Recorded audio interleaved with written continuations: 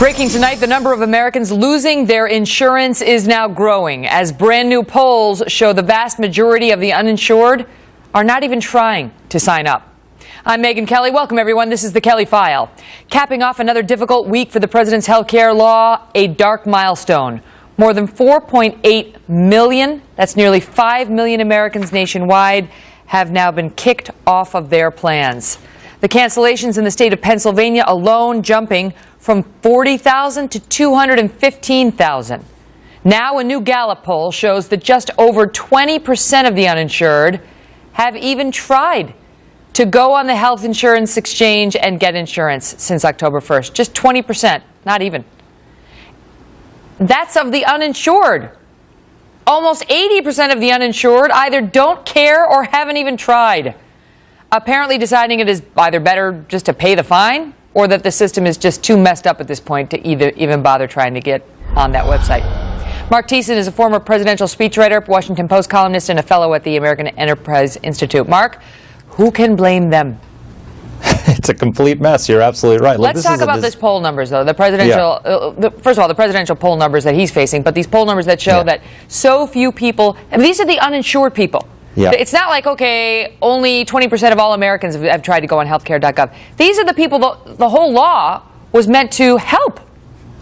No, that's exactly right. And 78% of them don't seem to be interested in it. And worse than that, of those that probably will end up signing up, the vast majority of those most likely to sign up are the poor and the sick. Those least likely to sign up are the young and the healthy who they need to subsidize the poor and the sick. So what you're going to have, to the extent that anyone can sign up for Obamacare, because the website doesn't work, but once they get it going, you're going to have a massive increase in the number of people who need subsidies and not enough people to provide those subsidies.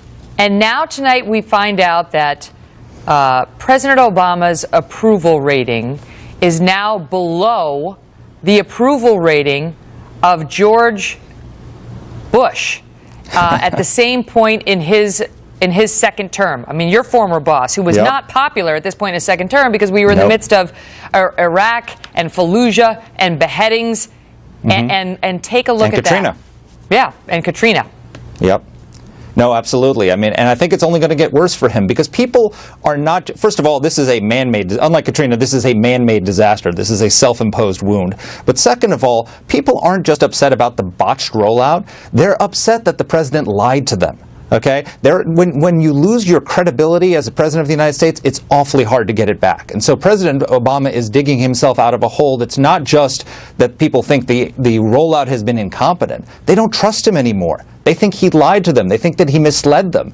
And so that portends for a very bad second term. Well, what did you make of the, so-called apology last night where he attempted to hit the reset button? Yeah, he needed to do that, but if you look at what he said carefully, it's really interesting. He didn't actually apologize for lying to the American people or even misleading the American people. He didn't apologize even that they're losing their health care. He apologized that they can't get into Obamacare. I mean, this is the quote that I thought was fascinating. Keep in mind that most of the folks who get these cancellation letters, the majority will end up being better off. But because the website's not working, they don't necessarily know it. So if you're one of the 4.8 million people who's lost your health insurance, guess what? Obama thinks you're better off, you just don't know it. He never intended for these people to keep their insurance. He intended for them to lose their insurance, go into the exchanges, and subsidize the poor and the sick, except the exchanges don't work, so he's trapped. And he came out last night and said he's been burned by the website and then quickly corrected himself and said the American people have been burned. Now today there are reports, Marc, that the administration is considering some sort of a, quote, fix to these cancellations and to the enormous sticker shock millions of Americans are facing as they go on the exchanges and see how much their insurance premiums have been hiked or are about to be hiked. Kathleen Sebelius came out tonight and said, well, we have no specific plan, but apparently they're considering possibly subsidizing the insurance policies of people who required no subsidy on the individual insurance market and who were just fine with their plans up until they got a cancellation notice thanks to Obamacare. Yep, they're really flailing around. And, the funny thing is, a premium subsidy doesn't help you if your deductible has doubled.